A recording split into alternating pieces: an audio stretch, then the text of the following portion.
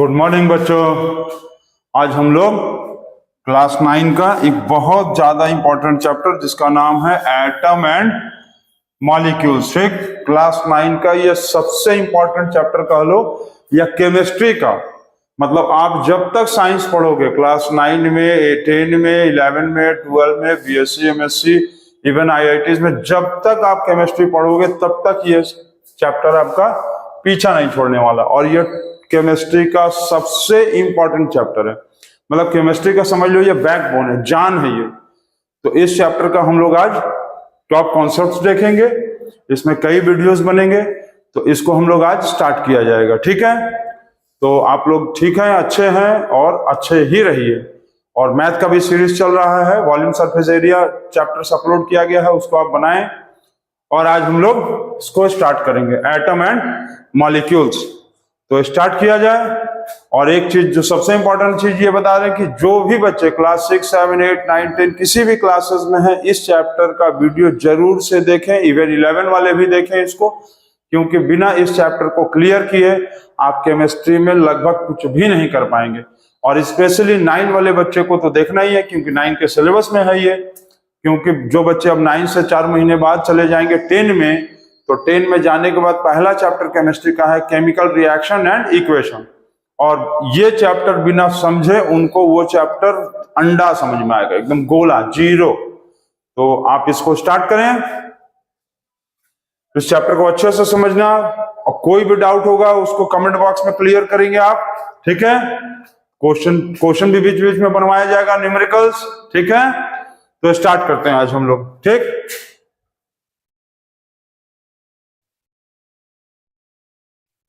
तो chapter start किया जाए। चलो, सबसे पहले हम लोग समझते हैं कि एटम क्या होता है। एटम, तो एटम ये समझ लो कि आर द एटम्स क्या है। एटम्स, एटम तो एक ना, एटम्स। तो atoms are the fundamental particles. ठीक, एटम्स आर द फंडामेंटल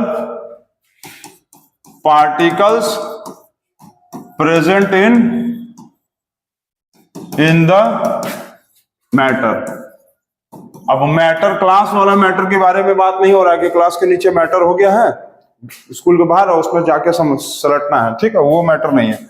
तो ये चीज आप पढ़े होगे कि कोई भी लिविंग थिंग्स, देखो कोई भी लिविंग थिंग्स, जितने भी लिविंग थिंग्स हैं वो सारे लिविंग थिंग्स बने होते हैं सेल के, छोटे छोटे सेल्स के बने होते हैं। लिविंग थिंग्स का फंडामेंटल यूनिट है सेल। और नॉन लिविंग थिंग्स का फंडामेंटल यूनिट क्या होगा? एटम। फंडामेंटल यूनिट क्यों कहेंगे? क्योंकि लिविंग थिंग्स बिना सेल के रह ही नहीं सकता है, जिंदा ही नहीं रह सकता है। और लिविंग थिंग्स बिना सेल के आदमी सोच ही नहीं सकता है। उसी तरह जितने भी नॉन लिविंग थिंग्स हो, चाहे तुम्हारा स्कूल का बैग हो, चाहे मोबाइल हो, चाहे या पैनल हो, सारी चीजें किस चीज से बना है? एटम से। इसीलिए नॉन लिविंग थिंग्स को बिना एटम के सोचा ही नहीं जा सकता है दुनिया में। तो ये याद रखेंगे अपने दिमाग में कि लिविंग थिंग्स का फंडामेंटल यूनिट क्या है? सेल है। और नॉन लिविंग थिंग्स का फंडामेंटल यूनिट एटम है। इसीलिए लिखा है कि atom are the fundamental particles present in the matter. ठीक, are the fundamental smallest particle लिख सकते हो, are the fundamental smallest particle. ठीक है, तो ये ध्यान देना, जैसे लिविंग थिंग का सबसे छोटा पार्टिकल क्या होता है? सेल। उसी तरह से नॉन लिविंग थिंग्स का सबसे छोटा पार्टिकल क्या होता है? एटम, सबसे छोटा। ठीक, इसको फंडामेंटल इसलिए कहते हैं क्योंकि बिना इसके कोई भी नॉन लिविंग थिंग्स बन ही नहीं सकता, सोचना ही पॉसिबल नहीं है। ठीक, तो इसको आप नोट करो और आगे अब देखो अब इसके बाद क्या है एक चीज कि कोई भी एटम में 3 सब एटॉमिक पार्टिकल्स होता है। 3 सब एटॉमिक पार्टिकल्स होता है। अब सब एटॉमिक क्यों कहते हैं? क्योंकि जो एटम के अंदर छोटे छोटे पार्टिकल्स भरे रहते हैं ना, उसको कहते हैं सब एटॉमिक। जैसे कि मान लो क्लास 5, अब क्लास 5 में भी class 5A, class 5B, class 5C। तो क्लास 5 क्या होगा? ये क्लास है। अब इसका 5A, 5B, 5C, ये तो क्लास है। और ये सबको क्या कहेंगे? इसको क्या कहेंगे? क्लास। और इसको कहेंगे सब क्लास। ठीक, मतलब किसी क्लास का भी पार्ट तो उसी तरह से कोई एटम है और एटम का 3 सब एटमिक पार्टिकल्स होता है, 3 सब एटमिक पार्टिकल्स। अब कौन कौन सा है उसको जानते हैं, मतलब किसी चीज का एक चीज दिया उसके अंदर भी बहुत सारा चीज है तो उसको क्या कहेंगे, सब एटमिक कहते हैं, ठीक है। अब देखो, तो एटम के अंदर जो पाया जाने वाला सब एटमिक पार्टिकल्स क्या है, पेन, लिखने वाला पेन नहीं, लिखने वाला पेन को नहीं समझेंगे। तो एटम के अंदर 3 चीज पाया जाता है, प्रोटॉन पाया जाता है, इलेक्ट्रॉन पाया जाता है और न्यूट्रॉन पाया जाता है, ठीक। एटम के अंदर क्या पाया जाता है, प्रोटॉन, इलेक्ट्रॉन और न्यूट्रॉन। तो अब ये जानेंगे कि ये बताया कौन कि एटम के अंदर प्रोटॉन हुआ है, इलेक्ट्रॉन है और न्यूट्रॉन है, कैसे पता चला। तो सबसे पहले ये समझ लो कि एटम का जो खोज किया था, डिस्कवरी जो किया था, उसका नाम था अर्नेस्ट रदरफोर्ड, ठीक, अर्नेस्ट रदरफोर्ड। इन्होंने एटम का खोज किया था, एटम का डिस्कवरी, ठीक।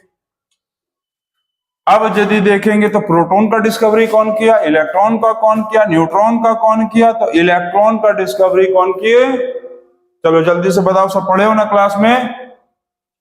न्यूट्रॉन का बताओ, इलेक्ट्रॉन का ये बताओ, किसी का पता है, नहीं पता है। तो इलेक्ट्रॉन का किया जे थॉमसन, जे थॉमसन, ठीक। न्यूट्रॉन का डिस्कवरी कौन किए, जेम्स चैडविक, ठीक। और प्रोटॉन का डिस्कवरी किए थे यही अर्नेस्ट रदरफोर्ड।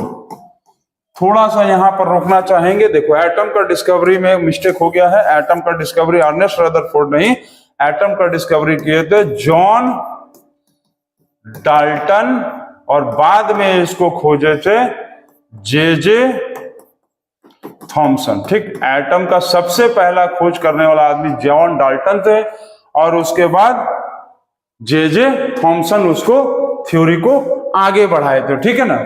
और जॉन डाल्टन, उसके बाद जे थॉमसन उस थ्योरी को आगे बढ़ाए। प्रोटॉन को खोजे थे अर्नेस्ट रदरफोर्ड, इलेक्ट्रॉन को जे थॉमसन और न्यूट्रॉन को जेम्स चैडविक, ठीक है। थोड़ा नाम में कंफ्यूज रहता है आदमी, इधर उधर हो जाता है, तो आप इसको क्लियर कर लेंगे, ठीक है। अर्नेस्ट रदरफोर्ड नहीं, एटम का जॉन डाल्टन और जे थॉमसन उसको कंटिन्यू किए थे बाद में, ठीक है। तो ये तो हो गया इलेक्ट्रॉन, प्रोटॉन, न्यूट्रॉन का बात, ठीक है। अब एक चीज समझ लो कि जो इलेक्ट्रॉन है ना, वो इलेक्ट्रॉन होता है माइनस, मतलब नेगेटिव चार्ज होता है, ठीक। प्रोटॉन होता है प्लस, तो ये होता है पॉजिटिव चार्ज, ठीक। अब न्यूट्रॉन क्या होगा, नो चार्ज। नो चार्ज का मतलब क्या लिख सकते हैं, नो चार्ज का मतलब लिख सकते हैं न्यूट्रल चार्ज। न्यूट्रल चार्ज का मतलब होता है ना तो प्लस है ना तो माइनस है, या किसी तरह का चार्ज ही नहीं शो करता है, ठीक है, नो चार्ज। तो इतना आप समझ लो, फिर उसके बाद हम बताएं अब आगे। नोट कर लो इसको, चलो जल्दी नोट करो इसको।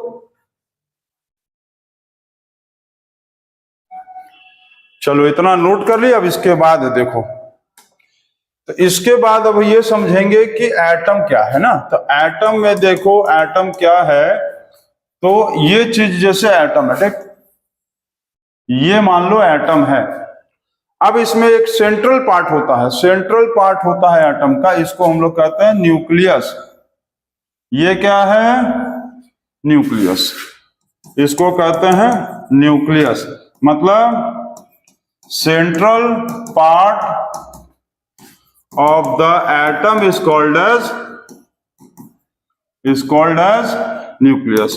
एटम का जो सेंट्रल पार्ट होता है उसको हम लोग क्या कहेंगे, न्यूक्लियस। और इसी न्यूक्लियस में क्या भरा होता है, nucleus contains the proton and neutron.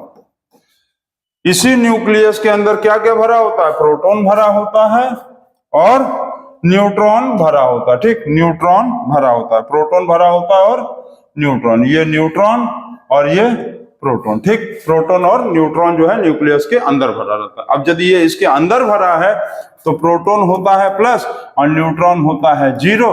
दोनों को मिलाएंगे तो न्यूक्लियस किस तरह का चार्ज शो करेगा? न्यूक्लियस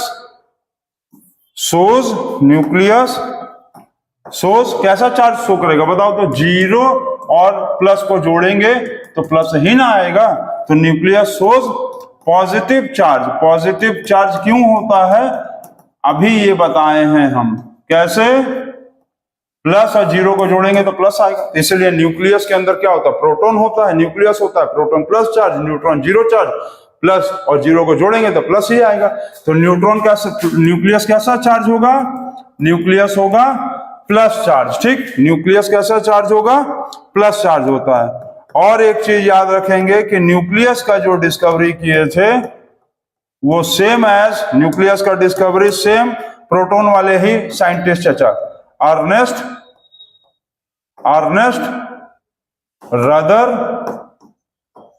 अर्नेस्ट रदरफोर्ड जो प्रोटॉन का डिस्कवरी किए थे वही न्यूक्लियस का भी डिस्कवरी किए थे। प्रोटॉन एंड न्यूक्लियस दोनों का डिस्कवरी अर्नेस्ट रदरफोर्ड ही किए थे। ठीक, तो याद रखेंगे न्यूक्लियस का मतलब बीच वाला हिस्सा, ये बीच वाला। ठीक है, चलो इतना समझ लो।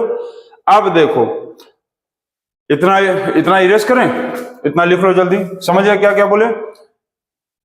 ठीक है, न्यूक्लियस के अंदर प्रोटॉन होता है, न्यूट्रॉन होता है, प्रोटॉन प्लस होता है, न्यूक्लियस जीरो होता है, दोनों को मिलाएंगे प्लस आएगा, इसीलिए न्यूक्लियस भी प्लस होता है। और न्यूक्लियस क्या है? Central part of the atom, atom के बीच में ये गोला जो है छोटा वाला ये न्यूक्लियस है।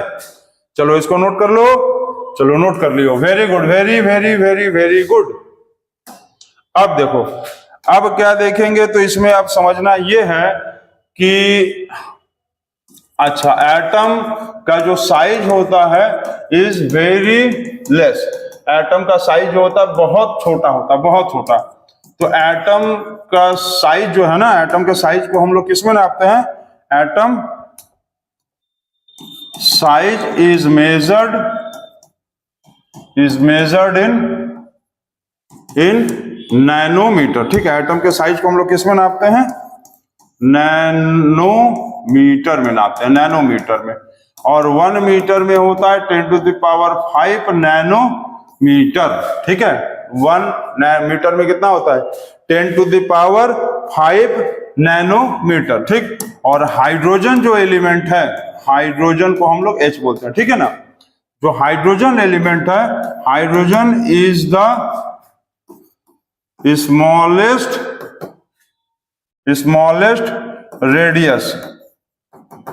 मतलब हाइड्रोजन का जो hydrogen has the smallest radius in size.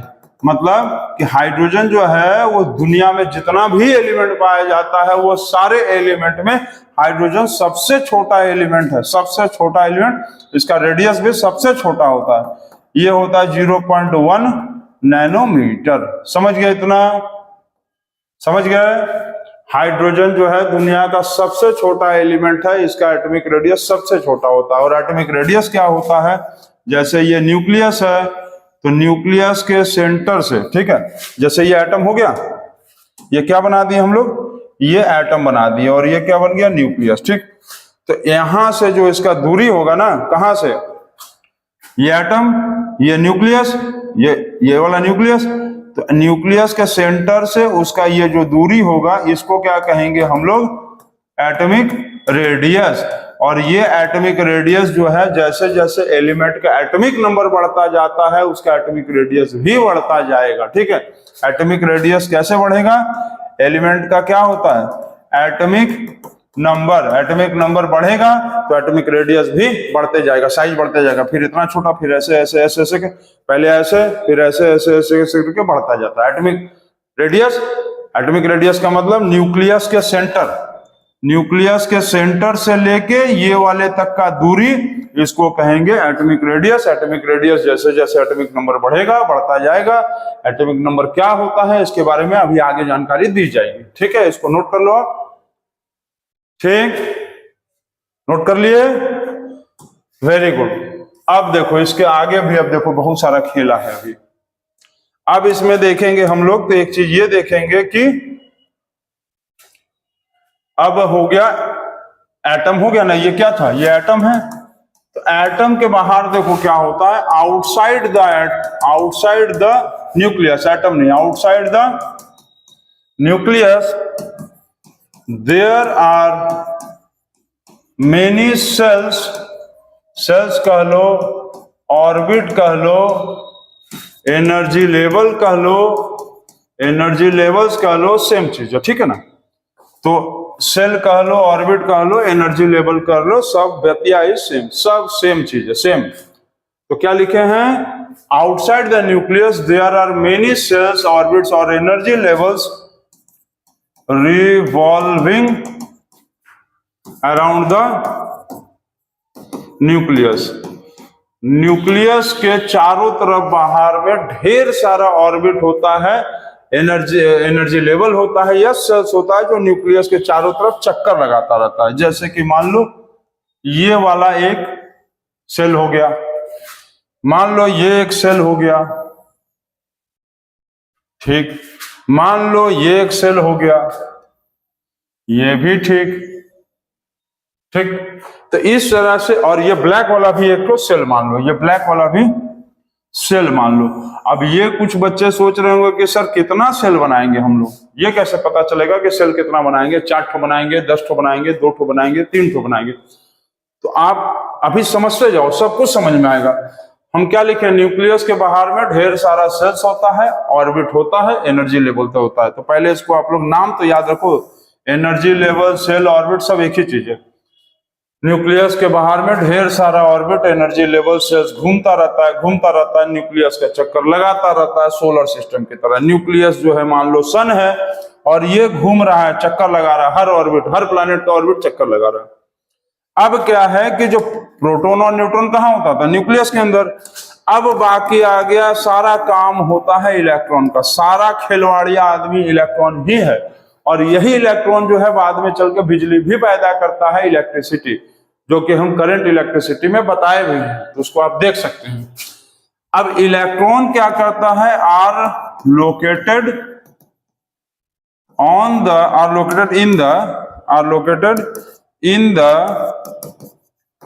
In the various shells, orbits और energy levels.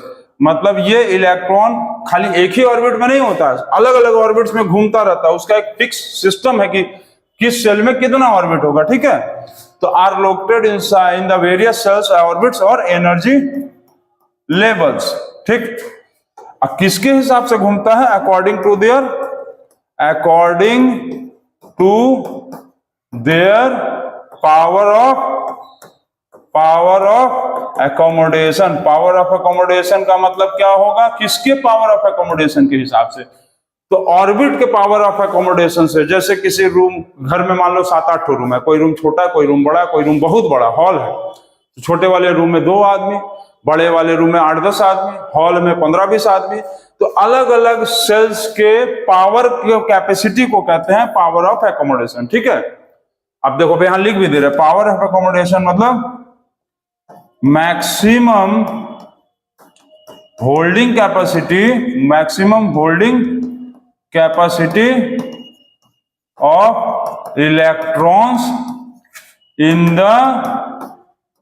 In the various sales और ऑर्बिट, ठीक है, इन द वेरियस सेल्स और ऑर्बिट। अब एक चीज याद रखना कि सेल या ऑर्बिट कहेंगे मतलब ही on energy level in the orbit, ठीक है। ये 10 कहां से आ गया, इसको हटा दो। तो सेल कह दे, ऑर्बिट कह दे, एनर्जी लेवल कह दे, सेम चीज है, एकदम याद रखना, दिमाग में बैठा लो। तो पावर ऑफ एकोमोडेशन क्या है कि किसी भी जो सेल है या ऑर्बिट है या एनर्जी लेवल है, कितना इलेक्ट्रॉन आ सकेगा, उसी के कैपेसिटी को कहते हैं पावर ऑफ एकोमोडेशन।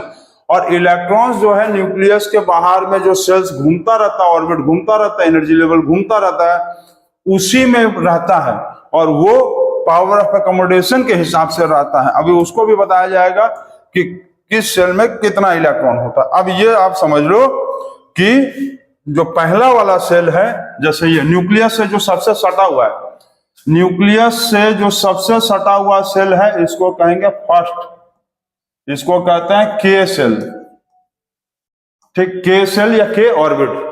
दूसरा वाला जो है उसको कहेंगे सेकंड, सेकंड मतलब कहेंगे एल सेल, ठीक है। दिख रहा है ना, दिख रहा है कि नहीं, दिख तो रहा है। उसके बाद तीसरे वाले को क्या कहेंगे, तीसरे वाले को कहेंगे third shell, third cell.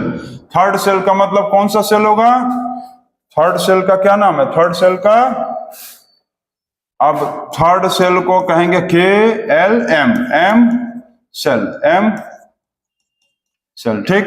Fourth वाले को कहेंगे एन सेल।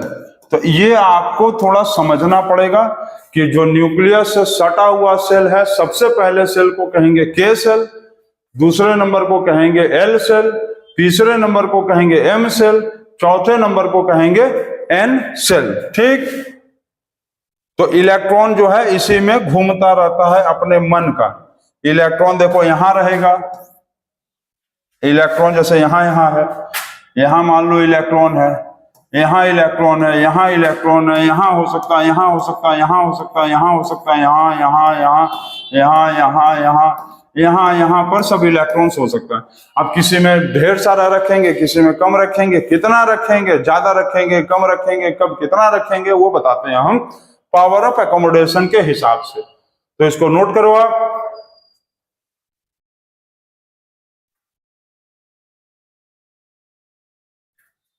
इसको नोट कर लिए, चलो बहुत अच्छा। अब एक चीज देखो, तो अभी हम क्या बताएं कि जो के है, एल है, एम है, एन है, ये सब क्या है, सेल्स है, ऑर्बिट्स है या एनर्जी लेवल्स है, ठीक है, एनर्जी लेवल्स, ये सब सेम चीज है। इसको बोलते हैं फर्स्ट नंबर, इसको बोलते हैं सेकंड नंबर, इसको बोलते हैं थर्ड नंबर, इसको बोलते हैं फोर्थ नंबर का, ठीक। न्यूक्लियस से सबसे ज्यादा सटा यहां होता है, ये है मान लो न्यूक्लियस, न्यूक्लियस से सबसे सटा के, फिर एल, फिर एम, फिर एन, फिर ऐसे होता रहता है, ठीक है। तो पावर ऑफ एकोमोडेशन का जो फॉर्मूला है, power of accommodation, power of accommodation, ठीक है, इसका फॉर्मूला होता है 2n²। मतलब किस सेल में कितना इलेक्ट्रॉन्स रहेगा उसका एक कोई तरीका होगा तभी ना। ये तो है नहीं कि रूम में आओ जाओ, घुस से जाओ, घुस से जाओ, घुस से जाओ, पता चला छोटे से रूम में 50 आदमी भर दिए, एक के ऊपर एक बैठ गया, और बड़ा सा हॉल में खाली एक आदमी को सुला दिया, रात में डर के लगा ओम मंगलम मंगलम मंगलम करने लगा, डर के लगा वो जाप करने। तो वैसा काम नहीं करना है, तो उसका एक तरीका होता है, 2n² फॉर्मूला होता है। वेयर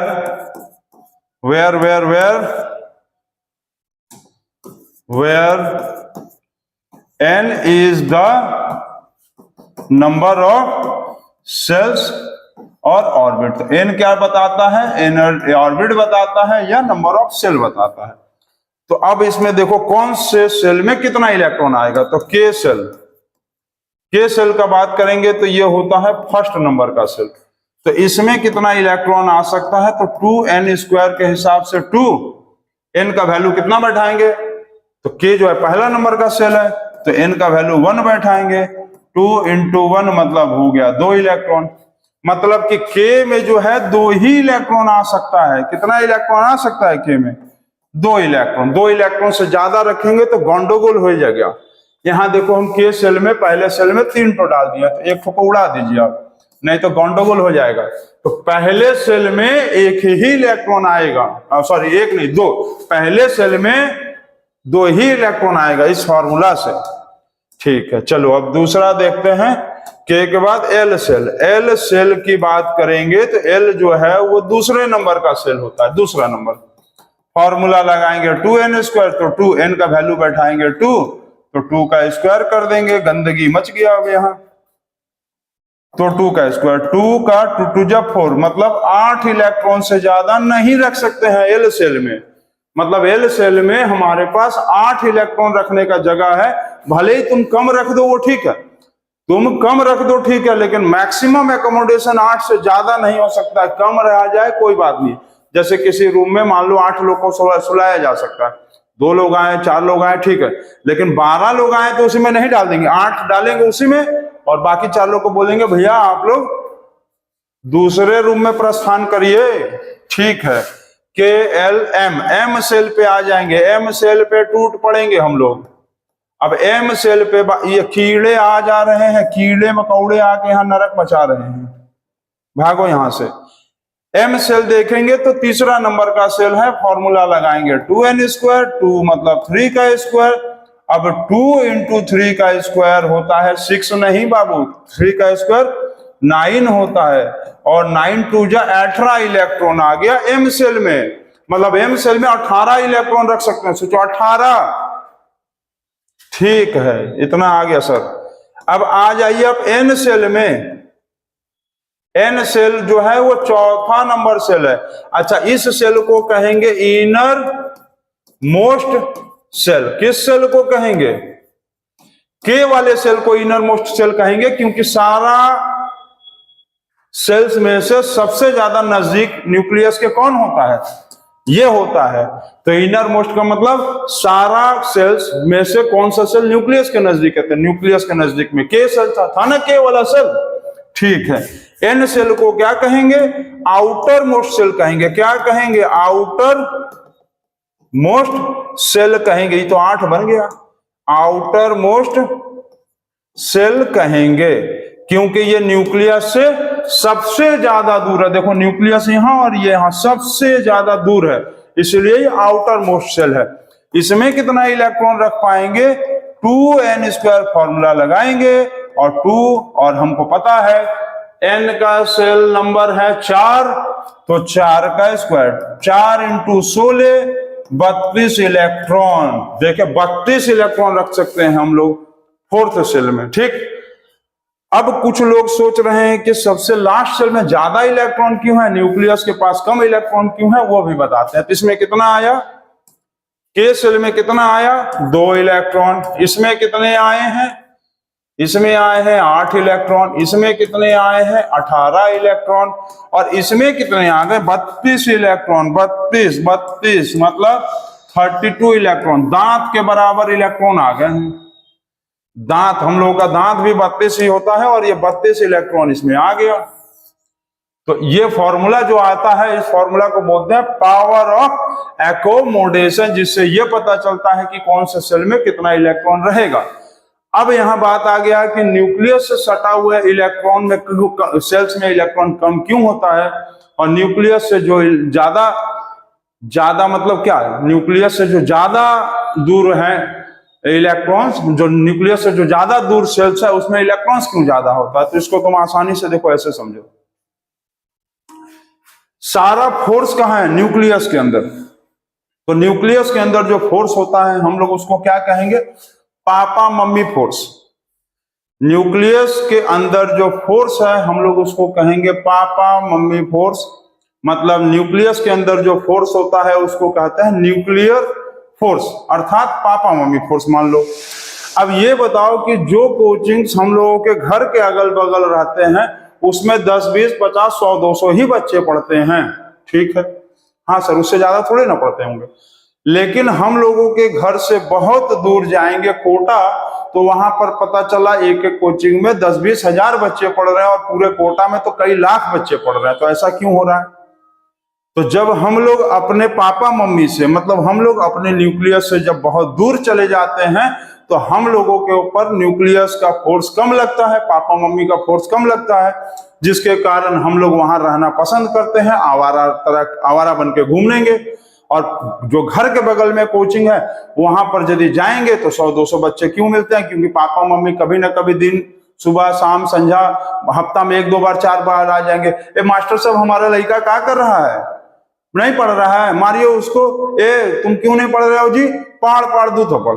अब कोटा थोड़े ना जाएंगे मारने, कोटा नहीं ना जाएंगे। तो इसीलिए क्या होता है, दूर ना है, तो जितना ज्यादा दूर रहेगा न्यूक्लियस से इलेक्ट्रॉन्स को, उतना मजा आता है अपने पापा मम्मी से दूर रह के आराम से अपना मोबाइल चलाएंगे, 10 बजे सो के उठेंगे, 12 बजे ब्रश करेंगे और 4 बजे खाना खा के लेट नाइट मोबाइल पे चैटिंग करेंगे। इसलिए जो सेल न्यूक्लियस से जितना ज्यादा दूर रहेगा उसके ऊपर इलेक्ट्रॉन्स उतना ज्यादा अट्रैक्टेड रहता है। और ये आप समझ लेना, क्योंकि हम बताए भी है करंट इलेक्ट्रिसिटी में कि जो इलेक्ट्रॉन का नेचर है ना, ये इलेक्ट्रॉन का नेचर आवारा टाइप का होता है, आवारा नेचर।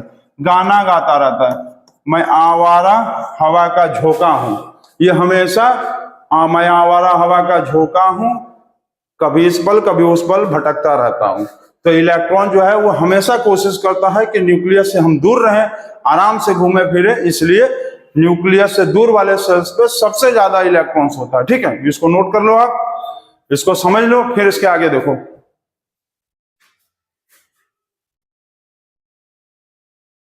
इसको नोट कर लिए, चलो बहुत अच्छा। अब एक चीज देखो, अब यहां पर यह समझना है हम लोगों को, थोड़ा सा इलेक्ट्रॉन प्रोटॉन और न्यूट्रॉन के बारे में और समझ लो, तभी क्लियर रहेगा। ये है मान लो ये मान लो इलेक्ट्रॉन है, ठीक,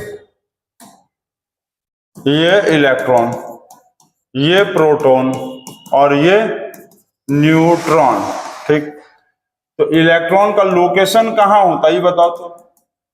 लोकेशन वाइज यदि देखेंगे तो इलेक्ट्रॉन का लोकेशन कहां होता है, इलेक्ट्रॉन का लोकेशन कहां होगा, इन द सेल्स और ऑर्बिट्स, और लिख दें, और एनर्जी लेवल। ठीक, एनर्जी लेवल, या देखो इसको बताया ना, सेल, ऑर्बिट या एनर्जी लेवल, ठीक, तीनों सेम चीज है। प्रोटॉन कहां रहना पसंद करता है, प्रोटॉन जो है inside the nucleus, inside the nucleus, inside the nucleus, inside the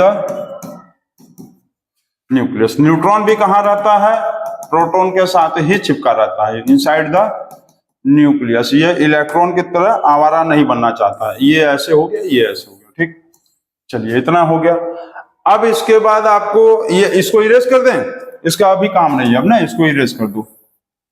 चलो इतना, ये खत्म, ये खत्म, ये खत्म, ये खत्म और ये भी खत्म। अब देखो, अब एक चीज होता है कि एटम का मतलब जो इलेक्ट्रॉन प्रोटॉन न्यूट्रॉन है, इलेक्ट्रॉन प्रोटॉन न्यूट्रॉन का तुम चार्ज समझ लो। चार्ज, चार्ज क्या होता है, तो इलेक्ट्रॉन का चार्ज कैसा होता है, माइनस होता है, इसका चार्ज प्लस होता है और इसका चार्ज जीरो होता है। इसको क्या कहेंगे, नेगेटिव, इसको क्या कहेंगे, पॉजिटिव, और इसको क्या कहेंगे, न्यूट्रल, न्यूट्रल।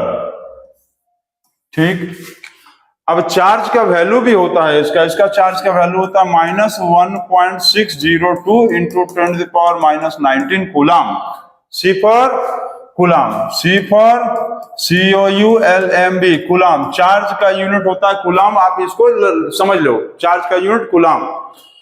प्रोटॉन का चार्ज क्या होगा, जस्ट इक्वल टू इलेक्ट्रॉन, लेकिन प्लस में 1.602 इंटू 10⁻+19 कूलम। समझिए, इलेक्ट्रॉन का और प्रोटॉन का चार्ज एकदम सेम होता है, बस फर्क क्या है, माइनस और प्लस का। इलेक्ट्रॉन का चार्ज होगा -1.602 इंटू 10⁻19 कूलम, चार्ज का यूनिट कूलम होता है, और प्रोटॉन का चार्ज होता है +1.602 इंटू 10⁻+19 कूलम। बस फर्क है क्या है, प्लस और माइनस का, प्लस और माइनस का फर्क है। अब इसका चार्ज क्या होगा, तो इसका तो चार्ज होगा जीरो, जीरो चार्ज लिख दो, जीरो, जीरो लिखना ही नहीं है कुछ, बस जीरो, इसका चार्ज ही नहीं होता है, मतलब zero coulomb, zero coulomb, COULOMB, इतना हो गया। अब इसमें एक और चीज ये होता है कि इलेक्ट्रॉन प्रोटॉन न्यूट्रॉन का मास कितना कितना है, मास मतलब वजन, तो इसका मास भी आप नोट करेंगे। ठीक है, तो ये हम लोग देखेंगे, ये हो गया इलेक्ट्रॉन का मास 9.11 इंटू 10⁻⁻28 ग्राम। ठीक है, -28 ग्राम, केजी में चेंज करेंगे तो 9.11 इंटू 10⁻31 kg। अब बाकी बच गया प्रोटॉन का मास 1.67 × 10⁻24 ग्राम, केजी में चेंज करेंगे तो -27 होगा। 1000 से डिवाइड कर देंगे, 1000 से डिवाइड करेंगे मतलब 3 जीरो और कम हो जाएगा तो -27। अब और ये न्यूट्रॉन का क्या होता है, न्यूट्रॉन का सेम जो होता है वो प्रोटॉन की तरह होता है, लगभग देखो 6 और यहाँ 7, बस सेम, ग्राम से केजी में चेंज कर दिए। ठीक है, तो ये आपको थोड़ा लर्न करना पड़ेगा और ये याद रखेंगे कि प्रोटॉन, इलेक्ट्रॉन, न्यूट्रॉन में सबसे हल्का कौन होता है। कीड़ा कहीं पर दौड़ रहा लग रहा फिर से, हाँ यहाँ देखो ये स्क्रीन पे कीड़ा आ जाएगा ना तो लिखाएगा ही नहीं, कीड़ा करने लगता है। कीड़ा मतलब हिंदी में खेल कूद होता है। ठीक, तो याद रखेंगे सबसे ज्यादा भारी होगा इलेक्ट्रॉन, प्रोटॉन, न्यूट्रॉन में प्रोटॉन होगा, प्रोटॉन सबसे भारी, प्रोटॉन सबसे भारी, प्रोटॉन और न्यूट्रॉन, प्रोटॉन न्यूट्रॉन लगभग इक्वल होता है, प्रोटॉन और न्यूट्रॉन लगभग इक्वल होता है मास में। ठीक, चार्ज में नहीं, मास में। प्रोटॉन और न्यूट्रॉन का, proton and neutron, proton and neutron का मास लगभग में क्या सेम ही होता है, सेम। ठीक, एकदम सेम ही है मान लो। ठीक, देख रहे हो तुम। और इलेक्ट्रॉन जो होता है वो सबसे हल्का होता है, इज लाइटर। ठीक, मतलब प्रोटॉन और न्यूट्रॉन यदि देखेंगे तो प्रोटॉन न्यूट्रॉन भारी होता है और इलेक्ट्रॉन जो है बहुत हल्का होता है, बहुत ज्यादा हल्का होता है इलेक्ट्रॉन प्रोटॉन के कंपेयर में। ऐसे तो प्रोटॉन न्यूट्रॉन भी हल्का है, खुद ही एटम बहुत हल्का है, लेकिन यदि प्रोटॉन और न्यूट्रॉन के कंपेयर में देखेंगे तो प्रोटॉन और न्यूट्रॉन के कंपेयर में इलेक्ट्रॉन बहुत हल्का होता है। ठीक है, इलेक्ट्रॉन का मास देख रहे हो बहुत कम है और प्रोटॉन और न्यूट्रॉन का मास लगभग सेम होता है, तो इसको भी नोट कर लेना आप। हो गया, ये हो गया। अच्छा, इसमें और एक चीज अभी देखो, समझ लो, हम जो बता रहे हैं बहुत इंपॉर्टेंट चीज है। तो एक प्रोटॉन में 1 प्रोटॉन या 1 न्यूट्रॉन के बराबर, एक प्रोटॉन या 1 न्यूट्रॉन के बराबर में लगभग क्या 1837 इलेक्ट्रॉन्स होता है मास के हिसाब से, मास के हिसाब से, चार्ज के हिसाब से नहीं, चार्ज के हिसाब से तो एक प्रोटॉन और 1 इलेक्ट्रॉन बराबर है। देखो यहाँ 1 इलेक्ट्रॉन का चार्ज यहाँ और 1 प्रोटॉन का चार्ज यहाँ, दोनों क्या है, दोनों सेम है। लेकिन 1 प्रोटॉन और 1 न्यूट्रॉन, क्योंकि ये दोनों क्या होता है, इक्वल होता है ना, 1 प्रोटॉन और 1 न्यूट्रॉन तो मास में इक्वल ही है ना।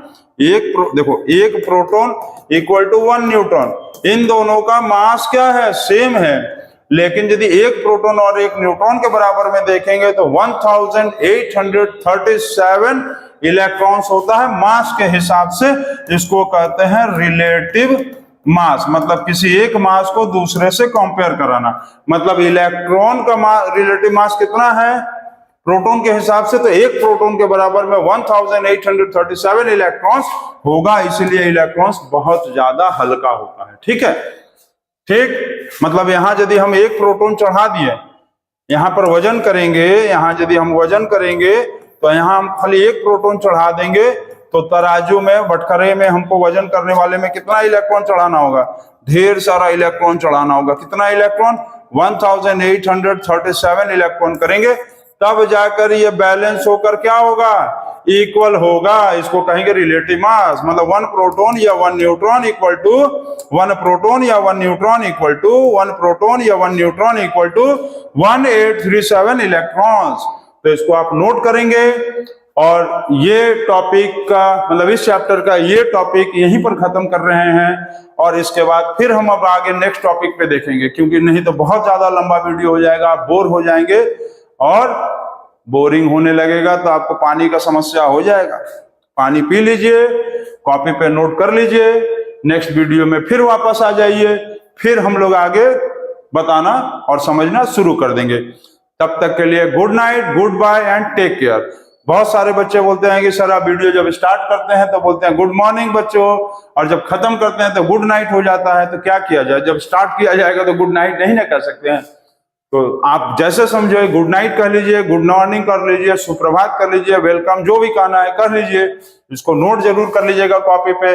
और फिर से याद रखिएगा कि एटम एंड मॉलिक्यूल्स आपका बैकबोन है केमिस्ट्री का। जब तक आप पढ़ेंगे साइंस तब तक आपको काम आएगा और रियल लाइफ में भी काम आता है, इसलिए इसको नोट करेंगे।